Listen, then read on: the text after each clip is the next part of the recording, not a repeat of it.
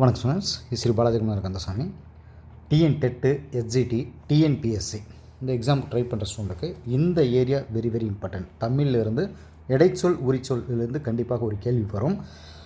இதில் இருக்கக்கூடிய ஷார்ட்கட், இதில் நிறைய விஷயங்கள் இருக்குது. இதில் கண்டிப்பாக ஷார்ட்கட்டும் உங்களுக்கு கை கொடுக்கும். கூடவே இது நிச்சயம் கொஷின் வரும் அப்படிங்கிறதுக்கு ப்ரூஃபாகவே உங்களுக்கு நிறைய தகவல்கள் இதில் நான் சொல்கிறேன்.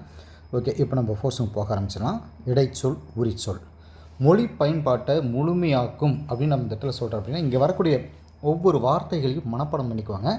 இதில் இருக்கக்கூடிய எக்ஸ்ப்ளனேஷன் என்னங்கிறது உங்களுக்கு ஒவ்வொன்றும் சொல்ல ஆரம்பிச்சிடறேன். பாருங்கள், இடைச்சொல் உரிச்சொல் இந்த பெயர்ச்சொற்கள் வினைச்சொற்கள் மாதிரி இடைச்சொற்களை தமிழில் அதிகமாக இல்லை, மிகுதியாக இல்லை.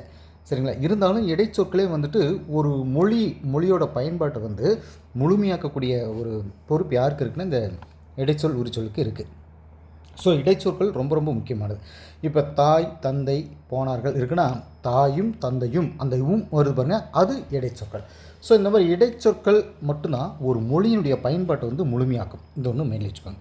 நெக்ஸ்ட்டு, தொல்காப்பியர் என்ன சொன்னார் அப்படின்னா இடைச்சொற்கள் பெயரையும் வினையும் சார்ந்து இயங்கக்கூடிய ஒரு இயல்பு இருக்கும் அப்படின்னு சொல்லுவாங்க. தாமாக தனித்து இயங்கக்கூடிய இயல்பு இல்லைன்னு சொல்கிறார். எடுத்துக்காட்டு சொல்லணும் அப்படின்னா இது மட்டும் இதுக்கு என்ன பொருள் வருது? வராது இல்லைங்களா? கூட இதுக்கு ஏதாவது ஒரு பொருள் இருக்கா? இதுக்கு தனியாக பொருள் அப்படின்னு சொல்லிட்டு பார்த்திங்கன்னா இருக்காது. ஸோ இதை தான் அவர் சொல்கிறார். பெயரையும் ஒரு பெயர் சொல்லியோ ஒரு வினை சொல்லியோ சார்ந்து தான் இது இயங்கக்கூடிய ஒரு இயல்பு இதுக்கு இருக்குது அப்படின்னு சொல்கிறாங்க. இடைச்சொற்கள் பார்த்திங்கன்னா பல இடங்களில் வரும் அப்படிங்கிறது நம்ம தெரிஞ்சுக்கலாம். சரி, இப்போ இதில் பல இடங்களில் சொல்கிறோம் அப்படின்னா இன்னும் முக்கியமாக எங்கெங்கே வரும்னா இந்த வேற்றுமை உறுப்புகள் ஐயாளுக்கு இன்னதுக்குன்னு வருது பார்த்திங்கன்னா இந்த வேற்றுமை உறுப்புகளில் வரும். பன்மை விகுதிகள் பன்மை விகுதிகள் அப்படின்னா அவர்கள் சொல்கிறோம் இல்லைங்களா, கா இல் அவர்கள் சென்றார்கள், இதெல்லாம் பன்மை இல்லைங்களா? ஸோ மார் அப்படிங்கிற இடங்களில் வரும். ஸோ இதெல்லாம் பார்த்திங்க அப்படின்னா ஐயாளுக்கு இன்னதுக்குன்னு அதே மாதிரி பன்மை விகுதிகளில் கல் மார் அப்படிங்கிற இடங்களில் இந்த இடைச்சொற்கள் வரும். இவைகளில் இதில் இன்னும் ஒரு சிறப்பாக சொல்லணும் அப்படின்னா இது இடைச்சொல். இங்கே இருக்கக்கூடிய இதிலிருந்து ஒரு கேள்வி கண்டிப்பாக உங்களுக்கு வரும். அப்படிங்கிறதுனுடைய வேறு பொருள்கள் என்ன, எந்தெந்த இடங்களில் வரும், என்னென்ன பொருள்கள் வரும் அப்படிங்கிறது போன முறை எக்ஸாமில் கேட்டிருந்தாங்க அப்படின்ட்டு. அப்போ நமக்கு இந்த முறை மற்ற இதுகளிலிருந்து வரலாம். சரி, இதில் என்ன சொல்லப்பட்டிருக்குன்னு சொல்லிட்டு உள்ளே போயிடலாம். முதல்ல பார்த்திங்கன்னா அப்படின்னு சொல்லிட்டு பார்ப்போம். அப்படிங்கிறதுல என்னென்ன இருக்குது அப்படின்னா எதிர்மறை சிறப்பு ஐயம் எச்சம் முற்று அளவை. சரிங்களா? இதை மனப்பாடம் பண்ணியே ஆகணும். இதுக்காக ஒரு ஷார்ட்கட் தான் நம்ம சொல்ல போகிறோம். அதாவது என்னென்னா எதிர்மறை சிறப்பு ஐயம் எச்சம் முற்று அளவைங்கிறது ஐயம் அப்படின்னா உங்களுக்கு சந்தேகம்னு உங்களுக்கு தெரியும் ஒரு இடத்துல. இது ஷார்ட்கட்டுங்க. இது நீங்கள் மனசில் வச்சுக்கோங்க. இது எப்படி மைண்டில் வச்சுக்கணும் அப்படிங்கிறதுடைய ஷார்ட்கட் தான் இது. சந்தேகம் ஐயம் அளவாக இருக்கணும், அதுதான் சிறப்பு. சிறப்புங்கிறது வந்துச்சா, அதுதான் சிறப்பு. இல்லைன்னா எல்லாமே எதிர்மறை வந்துச்சா, எதிர்மறையாக ஆகிடும். அப்புறம் எதுவும் அதாவது எச்சம் எஞ்சி இருக்காது. சரிங்களா? எல்லாமே முடிஞ்சிடும். என்ன முடிஞ்சிடும்? முற்று. புரியுங்களா?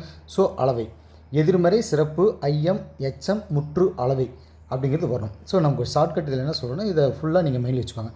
சந்தேகம் ஐயம் அளவாக இருக்கணும், அதுதான் சிறப்பு. இல்லைன்னா எல்லாமே எதிர்மறையாக ஆகிடும். அப்புறம் எதுவும் எஞ்சி இருக்காது, எல்லாமே முடிஞ்சிடும், முற்று அப்படின்ட்டு எந்த வார்த்தைகள் மனப்பாடம் பண்ணிக்கோங்க. இதில் கேள்வியாக கேட்டது என்ன அப்படின்னா என்னும் பொருள்களில் இடம் பெறாதது எது அப்படின்னு சொல்லிட்டு இந்த 3 விஷயங்களை கொடுத்துட்டு 4வது அடுத்து வரக்கூடிய ஏதாவது ஒரு பொருள் எடுத்து வச்சுருவாங்க. சரிங்களா? ஸோ இதெல்லாம் ஏற்கனவே எக்ஸாமில் கேட்டது. அதனால தான் இம்பார்ட்டன்ட் போர்ஷன் சொல்லிட்டு இதுக்கு நம்ம ஷார்ட்கட்டோடு இது கொண்டு வந்திருக்கோம். இப்போது நெக்ஸ்ட் பாருங்கள், தெரிநிலை ஆக்கம் அப்படிங்கிற பொருள்களையும் வரும். தெரிநிலை ஆக்கம் அப்படிங்கிற இப்போ எக்ஸாம்பிள் நம்ம சொல்லணும்னா மழை பெய்தும் அந்த வருது பாருங்கள், புழுக்கம் குறையவில்லை. பாடகர்களும் போற்றும் பாடகர், அதாவது மழை பெய்தும் இது புழுக்கம் குறையவில்லை. இது ஒரு எதிர்மறை உண்மை இல்லைங்களா? பெய்தும் புழுக்கம் இந்த உண்மை அப்படின்னு சொல்லலாம். பாடகர்களும் போற்றும் பாடகர் அப்படின்னு வருது அப்படின்னு இந்த இடத்துல உயர்வு சிறப்பு. அவங்க உயர்வாக சொல்லக்கூடிய ஒரு சிறப்பான விஷயம் அப்படின்னு சொல்லிட்டு கேட்பாங்க. போன முறை எக்ஸாம்பிள் கேட்ட கேள்வி இந்த ஓகாரத்துலேருந்து கேள்வி வந்திருந்தது. ஸோ அதை பற்றி இப்போ நம்ம பார்க்க ஆரம்பிச்சிடலாம். இந்த ஓகாரம் அப்படிங்கிற இடைச்சொல்ல ஒலி இசை வினா சிறப்பு உயர்வு இழிவு, அது சிறப்புனா உயர்வு இழிவு ரெண்டையும் சேர்ந்தது தான். எதிர்மறை தெரிநிலை கழிவு பிரிநிலை அசைநிலை அப்படிங்கிறதுல வரும். சரிங்களா? இப்போ இதை 8 பொருள்களில் வருங்கிறத நம்ம எப்படி மனப்பாடம் பண்ணிக்கலாம் அப்படின்னா எல்லாருக்கும் தெரிகிற மாதிரி தெரிநிலை. சரிங்களா? இங்கே இருக்கக்கூடிய தெரிநிலை நம்ம ஏற்கனவே சொல்லிட்டு இதை பாருங்கள், இந்த இடத்துல வருது தெரிநிலை. எதிர்மறையாக வினா, அதாவது எதிர்மறை இந்த இடத்துல வந்துருக்கு. ஏற்கனவே நமக்கு எதிர்மறை போன கேள்வியே வந்திருக்கும். பட் அது சந்தேகத்தை பேஸ் பண்ணி வந்திருக்கும். பட் இங்கே என்ன சொல்கிறோம் அப்படின்னா ஒரு விஷயத்தை தெரிகிற மாதிரி எதிர்மறையாக வினா கேள்வி கேட்டால் வினா வந்துருக்கு பாருங்கள். இது இந்த இடத்துல வினா கேள்வி கேட்டால் சிறப்பான கவனிப்பு, அதாவது சிறப்பில் வந்து உயர்வு தாழ்வுன்னு இழிவுன்னு இருக்குங்களா, சிறப்பான கவனிப்பு, அதாவது உயர்வு தாழ்வு பார்க்காம சிறப்பான கவனிப்பு உங்களை அசைய விடாமல், அசைநிலை இங்கே இருக்கும் பாருங்க கடைசியாக, அசைநிலை உங்களை அசைய விடாமல் அசைநிலை, பிரித்து கழிச்சு, பிரித்து அப்படின்னா பிரிநிலை, இந்த இடத்துல இருக்கக்கூடிய பிரிநிலை, கழிச்சு சரிங்களா, கழிச்சு கட்டி ஒழிச்சிடுவாங்க, ஒளி இசை அப்படின்னு ஃபஸ்ட்டில் வருது பாருங்கள். இப்படி எல்லாருக்கும் தெரிகிற மாதிரி ஒரு விஷயத்த எதிர்மறையாக கேள்வி கேட்டோம்னா சிறப்பான கவனிப்பு, அதாவது உயர்வு தாழ்வு பார்க்காம உங்களை அசைய விடாமல் பிரித்து கழிச்சு கட்டி ஒழிச்சிடுவாங்க சரிங்களா. ஸோ இதில் வந்து எக்ஸாமில் கேட்டது என்ன அப்படின்னா இதுதான், ஓகார இடங்களில் வந்து இடம்பெறாதது எது அப்படின்னு சொல்லிட்டு கீழே ஆன்சரில் வந்து இந்த ஒவ்வொன்றும் கொடுத்துருந்தாங்க. தெரிநிலை கொடுத்துருந்தாங்க, பிரிநிலை கொடுத்தாங்க, எதிர்மறை கொடுத்துருந்தாங்க. பட் ஒரு விஷயத்தை மட்டும் தூக்கி அங்கே மேலே இருக்கக்கூடிய இங்கே இருக்கிறதுல ஏதாவது ஒன்று கேட்டு வச்சுருந்தாங்க. அதாவது இங்கே சிறப்பு அப்படின்னு இருக்குன்னா, இல்லை சிறப்பு தான் இருக்கணும் அதுலேயும் வருதுங்களா, ஒன்று எச்சம் இந்த மாதிரி ஏதாவது ஒன்று கேட்டு வச்சுருந்தாங்க. ஸோ இப்படியாக தான் கேள்வி வந்து செட் பண்ணுவாங்க. நமக்கு இந்த ஷார்ட்கட்டை மனப்பாடமாக வச்சுட்டு இந்த வார்த்தைகளை மனப்பாடம் வச்சுக்கணும். ஓகாரத்தினுடைய அந்த பொருள் எந்தெந்த பொருள்களில் வரும் அப்படின்னு சொல்லிட்டு நம்ம அதை படிச்சுக்கணும். ஓகாரம் வந்து 8 பொருள்களில் வரும். இது வந்து இந்த மனப்பாடமாக வச்சுக்கோங்க. எடுத்துக்காட்டு சொல்லணும்னா, இன்றைக்கு மழை பெய்யுமோ அப்படின்னு சொல்லிட்டு அந்த ஓ வருது பாருங்கள், அதை கேள்வியாக நமக்கு இது வருது இல்லைங்களா, அதுதான் இந்த இடத்துல சொல்கிறாங்க. இன்றைக்கு மழை பெய்யுமோ, பூங்கொடியோ மலர்கொடியோ பேசுங்கள். அதே ஓ பாலுவோ கண்ணனோ பேசாதீர்கள், இந்த மாதிரி வருது பார்த்தீங்களா. ஸோ இதெல்லாம் வந்து எக்ஸாம்பிள் அப்படின்னு சொல்லுவாங்க. அதை தவிர ஐயம், உறுதியாக கூறாமை, மிகை, இது அல்லது அது, இதுவும் இல்லை அதுவும் இல்லை என்ற பொருளையும் இது வரும். இதெல்லாம் எக்ஸ்ட்ரா தான், இருந்தாலும் மைண்டில் வச்சுக்கோங்க. சரி, இப்போ அடுத்து ஏகாரத்துலேருந்து வரக்கூடிய கான்செப்ட் என்னன்னு பார்த்தலாம். இதில் பாருங்கள், பிரிநிலை, வினா, எண், ஈற்றசை, தேற்றம், இசைநிறை ஆகிய 6 பொருள்களில் வரும். இதை எப்படி மனப்பாடம் பண்ணிக்கலாம்னா, இப்போ மேத்ஸ் ஸ்டூடெண்ட்டாக பார்த்தீங்கன்னா ஒரு தேற்றத்தை படிப்பீங்க இல்லைங்களா, ஒரு தேற்றத்தில் பிரிந்த கேள்வி தான் பிரிநிலை, ஃபஸ்ட்டு வரக்கூடிய இந்த பிரிநிலை. தேற்றத்தில்னா தேற்றம், ஒரு தேற்றத்தில் பிரிந்த கேள்வி தான் கடைசியில், அதாவது கடைசினா ஈற்றில் அப்படின்னு வச்சுக்கோங்களேன், ஈற்றசைன்னு சொல்லக்கூடிய இந்த ஈற்று கடைசியில் வருகிற வினா எண் 6, வினா எண் அப்படின்னு சொல்லிட்டு 6 அப்படிங்கிறது 6 பொருள்களில் வரும்னு வச்சுக்கோங்களேன். அப்போ தான் நிறைவு ஆகும் அப்படின்னு வச்சுக்கலாம். இல்லைனாலும் இதில் எல்லாமே நமக்கு வந்துச்சு. நிறைவு ஆகும் அப்படின்னா இசை நிறைய கூட நம்ம வச்சுக்கலாம். மொத்தத்தில் நிறை அப்படின்றது 2 நமக்கு கிடச்சிது இல்லைங்களா. ஸோ இசை நிறை நமக்கு வந்துடுது, ஈற்றசை அப்படிங்கிறது நமக்கு கிடச்சிது. அப்போ இதுக்கான ஒரு ஷார்ட்கட்னா, ஒரு தேற்றத்தில் ஒரு மேத்ஸ் ஸ்டூடெண்ட் வந்து தேற்றத்தை அந்த ப்ராப்ளம் சால்வ் பண்ணணுன்னா இதெல்லாம் அவங்க தெரிஞ்சுக்கோங்க. ஒரு தேற்றத்தில் பிரிந்த கேள்வி தான், அங்கேருந்து இடையில பிரிஞ்ச கேள்வி தான் கடைசியில் ஈற்றசையாக வருகிற வினா எண் 6 அதுதான் அப்படின்னு சொல்லிட்டு அவங்க சொல்ல வராங்க. ரைட்டுங்களா. ஆக இப்போ இது வரைக்கும் நமக்கு இந்த ஷார்ட்கட் போகும். இந்த வார்த்தைகளை மனப்பாடம் பண்ணிக்காங்க. ஓகேங்களா. இதுக்கு எக்ஸாம்பிளாக இதில் நம்ம சொல்லலாம். ஆக்சுவலி வந்து தற்காலத்தில் வந்து பார்த்திங்கன்னா ஏகார தேட்ட பொருள் தான் அழுத்தம் கொடுத்து வரக்கூடிய இடங்களில் தான் வரும். எடுத்துக்காட்டுக்கு வந்து அண்ணல் காந்தி அன்றே சொன்னார், புரியுங்களா, இது ஒன்று சொல்லுவாங்க.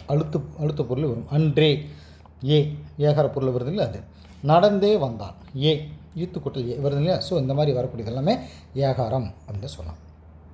நெக்ஸ்ட் தான் அப்படிங்கிறது வந்து பாருங்கள், தான் அப்படிங்கிற இடைச்சொல்லும் அழுத்த பொருள் தான் வரும் இந்த சொல்லும். அதாவது ஒரு சொற்றொடரில் எந்த சொல்லுடன் வருகிறதோ அதை முதன்மைப்படுத்தும். இப்போ எக்ஸாம்பிளுக்கு கீழே நம்ம கொடுத்துரும் பாருங்கள், நிர்மலா தான், அதாவது சொல்லு கூட வரக்கூடிய அந்த முதன்மைப்படுத்தக்கூடிய ஒரு சொற்றொடர் பாருங்கள், நிர்மலா தான் நேற்று விழாவில் பாடினாள். இது ஒரு எக்ஸாம்பிள் சொல்லலாமா. எடுத்துக்காட்டு, நிர்மலா தான் நேற்று விழாவில் பாடினாள் அப்படின்னு சொல்கிறோம். நிர்மலா இப்போ இதோடு இதை எடுத்துக்கோங்களேன், நிர்மலா நேற்று தான் இந்த இடத்துல போட்டு பாருங்கள், அந்த இதுக்கு முதன்மைப்படுத்த வந்துடும், நேற்று அப்படிங்கிற விஷயத்துக்கு வந்துடும். ஸோ நிர்மலா நேற்று தான் விழாவில் பாடினாள் இப்படின்னு சொல்லலாமா. இப்போ நெக்ஸ்ட்டு இந்த இடத்துல இந்த தானை தூக்கிட்டு வேற ஒரு இடத்துல போடலாம் பாருங்களேன், நிர்மலா நேற்று விழாவில் தான் பாடினாள் இப்படியும் பொருள் வருதா. அப்போ இந்த வார்த்தைக்கு முதன்மையாக அழுத்தம் கொடுக்குதா. ஸோ இப்படி வச்சலாம். அடுத்து நிர்மலா, இப்போ இதையும் இந்த தான் எடுத்துங்களேன், நிர்மலா நேற்று விழாவில் பாடினால்தான் அவள் பாடினால்தான் அப்படின்னு சொல்லிட்டு சொல்கிறோம் இல்லைங்களா. ஸோ இந்த இடத்துலையும் அந்த வார்த்தை வரும். ஸோ எந்த வார்த்தைக்கு அங்கே சொற்றொடரில் வந்து எந்த சொல்லுடன் வருகிறதோ அதை முதன்மைப்படுத்தும். இந்த சொல்லில் வந்தாலும் சரி, இந்த சொல்லில் வந்தாலும் சரி, எதில் வந்தாலும் சரி, அதை முதன்மைப்படுத்தக்கூடிய இடங்களில் வரும். சரிங்களா. இப்போ வந்து இதனுடைய வேறுபாடு தான். நிர்மலா தான் பாடினா அது தெரியும், நிர்மலா தானும் பாடினாள், தான் அப்படிங்கிற தச்சுட்டு படற்கை ஒருமையிட பேர்னு சொல்லுவாங்க. இதை வந்து பெயர் சொல்லு சொல்லலாம். சரிங்களா. ரைட். இதில் மட்டும் அப்படிங்கிறத நம்ம பார்க்கலாம். இதில் இதுக்கு மேலே வரதெல்லாம் கொஞ்சம் உங்களுக்கு ஈஸியாக தான் இருக்கும். மட்டும் அப்படிங்கிறது வந்து பார்த்திங்கன்னா இந்த சொல் வரையறை பொருளில் வரும். வரையறை பொருள் அது என்ன சார் வரையறை பொருள்னா குறிப்பிட்ட நேரம், அது முடிந்தவரை, குறிப்பிட்ட நேரம் வரை அப்படின்ற அந்த பொருளில் வரும். படிப்பு மட்டும் இருந்தால் போதும், படிப்பு மட்டும் இருந்தால் போதும், இந்த மட்டும். ஸோ இந்த இடத்துல வரையறை பொருள் வருது. அவ்வளோதான், இதில் இருக்கிற முக்கியமான கான்செப்ட் இவ்வளோ தான் இருக்குது. நெக்ஸ்ட்டு ஆவது அப்படிங்கிறத நம்ம பார்க்கலாம். ஆவது அப்படிங்கிறதுல என்ன இருக்குன்னா, அவனுக்கு இது பாருங்கள், அவனுக்கு வரையக்கூட தெரியும் அப்படின்னு எச்சம் தெளிவு கூட்டு சொல்லுவோம்.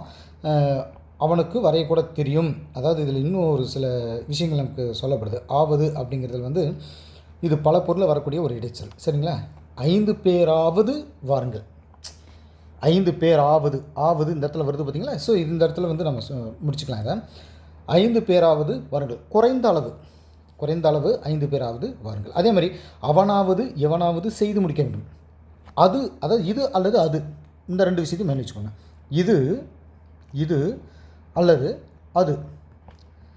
அல்லது அது இதையும் மனப்பான்மை வச்சுக்கோங்க. என்னென்னா அவனாவது இவனாவது செய்து முடிக்க வேண்டும், இது அல்லது அது அப்படின்னு சொல்லிட்டு வரும். முதலாவது இரண்டாவது வரிசைப்படுத்தக்கூடிய இடங்களையும் இது வரும்.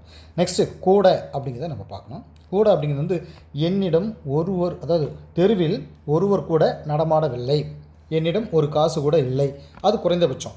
இது வந்து முற்றுப்பொருளில் வரக்கூடியது. என்ன? என்னிடம், அது என்னிடங்கிறது விட்டுருங்க, அது குறைந்தபட்சத்தில் வரக்கூடியது. தெருவில் ஒருவர் கூட நடமாடவில்லை அப்படிங்கிறது முற்றுப்பொருள். சரிங்களா? ஸோ இப்படியாக இதை நம்ம கொண்டு வந்துடலாம். அவனுக்கு வரைய கூட தெரியும், அந்த கூட அப்படிங்கிறது நமக்கு அதில் எடுத்துடலாம். எச்சம் தெளிவு கூட்டு நம்ம சொல்லணும். நெக்ஸ்ட் பாருங்கள், இது வினாப்பொருளில் வரக்கூடிய இடைச்சொற்கள் நம்ம சொல்லுவோம். வினாப்பொருளில் அப்படிங்கிறது ஆன்ற இடைச்சொல் வந்து சொற்றொடரில் எந்த சொல்லு கூட இணைஞ்சு வருதோ அந்த சொல் வினாவாக மாறும். இது வந்து நம்ம அந்த இதில் எனக்கு ஏற்கனவே படிச்சிருக்கோங்க, அந்த மாதிரி இதில் வரும். புகழேந்தி நேற்று உன்னுடன் பேசினானா வருதுங்களா? எடுத்துக்காட்டாக்க புகழேந்தி நேற்று உன்னுடன் பேசினானா, புகழேந்தி நேற்று உன்னுடன் பேசினானா சொல்லலாம். அந்த வருது பார்த்திங்களா? அவ்வளோதான் இதில் இருக்கிற கான்செப்ட். ஆம் அப்படிங்கிறது பார்த்திங்கன்னா சொற்றொடரில் இறுதியில் வந்து இசைவு சாத்தியம் பொருத்தம் ஆகிய பொருள்களில் வரும். இசைவு சாத்தியம் பொருள்கள், இதில் பாருங்கள் பொருத்தம், அதாவது இதில் என்ன இதுக்கு ஷார்ட்கட்னா பொருத்தமான இசைவு சம்மதம் இருந்தால்தான் எதுவும் சாத்தியமாகும். சாத்தியம் வந்துச்சுங்களா? இசைவுனா சம்மதம்னு வச்சுக்கோங்களேன். இசைவு அதாவது பொருத்தமான இசைவு சம்மந்தம் இருந்தால்தான் எதுவும் சாத்தியமாகும் அப்படின்னு சொல்லலாம். ஸோ இதில் வந்து என்ன சொல்லலாம்னா, எடுத்துக்காட்டுக்கு உள்ளே வரலாம், இது வந்து இசைவு இல்லைங்களா? இதுக்கு இசைவு அப்படின்னா சம்மதம் சொல்கிறது, உள்ளே வரலாம். அதே மாதிரி இனியவன் தலைநகர் போகிறானாம், அது தகவல், இது செய்தி. பறக்கும் தட்டு நேற்று பறந்ததாம் சொல்லலாம் இல்லைங்களா? ஸோ இந்த மாதிரி ஆம் அப்படின்னு சொல்கிறது. இது வந்து வதந்தி, பொய்மொழி இப்படி கூட சொல்லிக்கலாம். ரைட். இப்போ இந்த டாப்பிக்கில் மேலும் சில வார்த்தைகள் கொடுத்துருப்பாங்க. இப்போ அன்று எந்தெந்த இடத்துல யூஸ் பண்ணுவோம், அல்ல எங்கெங்கே யூஸ் பண்ணுவோம், எத்தனை எத்துணை எங்கெங்கே யூஸ் பண்ணுவோம்னு சொல்லிட்டு பார்ப்போம். அன்று அப்படிங்கிறது ஒரு ஒருமைக்கும், சரிங்களா? அல்ல அப்படிங்கிறது பன்மைக்கும் உரியன்னு சொல்லலாம். இப்போது இது பழம் அன்று, இது பழம் அன்று அப்படின்னு இந்த மாதிரி இடங்களில் இதை நம்ம பயன்படுத்துகிறோம். இது பழம் போட்டோம், பழம் அன்று அப்படின்னு சொல்லிட்டு அந்த இடத்துல வச்சுக்கலாம். நெக்ஸ்ட்டு இவை பழங்கள், இது பன்மையில் வருது பாருங்கள், பழங்கள் அல்ல அப்படின்னு இந்த இடத்துல நம்ம போடுவோம், அல்ல. சரிங்களா? ஸோ இப்போ இங்கே என்ன நம்ம தெரிஞ்சுக்கணும், இது சிங்குலர் பழம் அப்படின்னு ஒருமையில் வந்தால் அன்று யூஸ் பண்ணுறோம், இந்த இடத்துல பன்மை வந்தால் அல்ல அப்படிங்கிறது யூஸ் பண்ணுவோம். ஸோ இதுதான் இந்த இடத்துல நம்ம பயன்படுத்தக்கூடிய வார்த்தை. இதே எத்தனை எத்துணை அப்படின்னு இருக்குது பாருங்கள். இது வந்து எத்தனை அப்படிங்கிறது எண்ணிக்கையை குறிக்கும். எத்தனை அப்படிங்கிறது எண்ணிக்கையை குறிக்கும். இதுக்கும் எக்ஸாம்பிள் நம்ம சொல்லலாம். எண்ணிக்கைன்னா எத்துணை அப்படிங்கிறது அளவு காலம், அளவு காலம், சரிங்களா? காலத்தையும் குறிக்கும். இப்போது எடுத்துக்காட்டுக்கு எத்தனை நூல்கள் வேண்டும், இது எண்ணிக்கை, எத்தனை நூல்கள் வேண்டும் அப்படின்னு சொல்லலாம். எத்துணை பெரிய மரம், இது பாருங்கள் அளவை சொல்லுதா? எத்துணை பெரிய மரம், எத்துணை பெரிய மரம், இது வந்து பெரிய அந்த அளவை குறிக்குது. சரிங்களா? எத்துணை பெரிய மரம் அப்படின்னு நம்ம சொல்கிற இடங்களில் துணை அப்படிங்கிறது சேர்த்தோம். அதே மாதிரி பாருங்கள், எத்தனை ஆண்டு பழமையானது, காலத்தை குறிக்கப்படுது. எத்தனை ஆண்டு பழமையானதுன்ற ஒரு காலத்தை குறிக்குது. ஸோ இது வந்து ஒரு பக்கம். ரைட். நெக்ஸ்ட்டு டாப்பிக்கை நம்ம இதில் பார்க்கக்கூடியது வந்து இது வந்து நம்ம அந்த இடைச்சொல் ஏரியாவில் நம்ம விட்டுருவோம். உரிச்சொற்கள் அப்படிங்கிறத நம்ம படிக்க போகிறோம். உரிச்சொற்கள் வந்து பெயர்களையும் வினைகளையும் சார்ந்து வரும் அப்படின்னு சொல்லிட்டு சொல்கிறது, வந்து பொருளை உணர்த்தும் அப்படின்னு சொல்லுவாங்க. உரிச்சொல் வந்து பார்த்திங்கன்னா இசை, குறிப்பு, பண்புன்ற பொருள்களில் அந்த பொருள்களுக்கு மட்டும் உரியதாக வரக்கூடிய ஒரு வார்த்தைகள். உரிச்சொற்கள் ஒவ்வொன்றும் தனித்த பொருள் உடையவை. சரிங்களா? இது ரொம்ப முக்கியமானது. உரிச்சொற்கள் செய்யுளுக்கே உரியன. இது வெரி வெரி இம்பார்ட்டன்ட். செய்யுளுக்கே உரியன அப்படின்னு சொல்கிறது யார் அப்படின்னா நன்னூலார். நன்னூல் கூறும், நன்னூல் சொல்லும். இது கண்டிப்பாக எக்ஸாமுக்கு அடுத்த முறை கேட்கறதுக்கு வாய்ப்பு இருக்குது. செய்யுளுக்கே உரியன, உரிச்சொற்கள் செய்யுளுக்கே உரியனன்னு சொல்கிறது நன்னூல். ஓகேங்களா? நெக்ஸ்ட் பாருங்கள். ஒரு சொல் பல பொருள்கள் குறிக்கக்கூடியது. அதாவது உரிச்சொல்லில் வரக்கூடிய கான்செப்ட் தான் அது. எடுத்துக்காட்டுக்கு கடிமலர் அப்படின்னா மனம் மிக்க மலர். மனம் 3 சொல்லினா மனம் மிக்க மலர், கடிமலர். அதே மாதிரி கடி நகர் அப்படின்னா காவல் மிக்க நகர், காவல். புரியுங்களா? காவல் மிக்க. கடி விடுதும், விரைவாக விடுவோம், விரைவாக, விரைவாக. பாருங்கள், கடிங்கிற வார்த்தை எந்தெந்த இடத்துல அதுதான் சொல்கிறது. ஒரு சொல் பல பொருளை தரக்கூடியது. விரைவாக விடுவோம். கடி நுனி, கடி நுனி அப்படிங்கிறது கூர்மையான, கூர்மையான நுனி அப்படின்னு சொல்கிறது. சரிங்களா? கூர்மையான நுனி. ரைட். இப்போ இதே பல சொல் ஒரு பொருளில் வரக்கூடியது. இப்போது உரு, தவ, நனி இதெல்லாம் பார்த்திங்கன்னா மிகுதிங்கிற பொருளில் வரக்கூடியது. மிகுதி, மிகுதி அதிகமாக மிகுதி பற்றி காட்டக்கூடியது. எடுத்துக்காட்ட சொல்கிறது. இப்போ இதுக்கு என்ன சொல்லணும்னா உருபசி சொல்லலாமா? உரு பசி, உருப்பசி. தவ சிறிது, தவ சிறிது இப்படி போடலாங்களா? அதேமாதிரி நனி நன்று, நனி நன்று இந்த மாதிரி இடங்களில் இதை யூஸ் பண்ணலாங்களா? ஸோ இதெல்லாம் வரிசையாக சொல்லலாம். நெக்ஸ்ட்டு உரிச்சொற்கள் பெயரையும் வினையும் சார்ந்து அதுக்கு முன்னால் பொருளை உணர்த்தும் அப்படின்னு தெரியும். இப்போ மேலும் சில ஒரு விஷயங்களை பார்த்திங்கன்னா ஒரு சொல் பல பொருள்களுக்கு உரியதாக வரும், அதுவும் படிச்சிருக்கோம். பல சொல் ஒரு பொருளுக்கு உரியதாகவும் வரும், இதுவும் தெரியும். மலை குலை அப்படிங்கிறது பார்த்திங்கன்னா மழலை குழந்தை அப்படின்ற சொற்களில் வரும். இப்போ உவப்பு இருக்குதுன்னு வச்சுக்கோங்களேன். உவப்பு, உவப்பு இது என்ன சொன்னால் உவகை, உவகை. உவப்புனா உவகை. பசப்பு அப்படின்னா பசப்பு அப்படின்னா நிறம் மங்குதல், நிறம் மங்குதல். பசப்பு அப்படின்னா நிறம் மங்குதல். அதே மாதிரி இந்த 3 மனப்பாடம் பண்ணிக்காங்க, கண்டிப்பாக எக்ஸாம் வரும். பயன் அப்படிங்கிறது பயப்பு, பயப்பு அப்படின்னா பயன். சரிங்களா? இந்த 3 ஒரு பக்கம் மனப்பாடம் பண்ணிக்காங்க. இந்த டைட்டில் ரொம்ப முக்கியம் அப்படிங்கிறது எல்லாமே அப்படியே பயன்படுது. செழுமை அப்படிங்கிறது பார்த்திங்கன்னா செழிப்பு, செழித்த, செழிப்பு, செழித்த. அதே மாதிரி செழிக்கும் அப்படின்ற பெயராகவும் வினையாகவும் பயன்படுது. விழுமம் அப்படின்றது விழுப்பம், விழுப்பம், விழுமுதல், விழுப்பம், விழுமுதல், விழுமிய அப்படின்ற பெயராகவும் வினையாகவும் பயன்படுது. ஸோ இவ்வளோ தான் இங்கே இருக்கக்கூடிய இம்பார்ட்டன்ட் வேர்ட்ஸ். ஸோ இதுலேருந்து கண்டிப்பாக உங்களுக்கு ஒரு கொஸ்டின்ஸ் வரும். நான் அடுத்த ஒரு வீடியோவில் உங்களை சந்திக்கிறேன். தேங்க்யூ.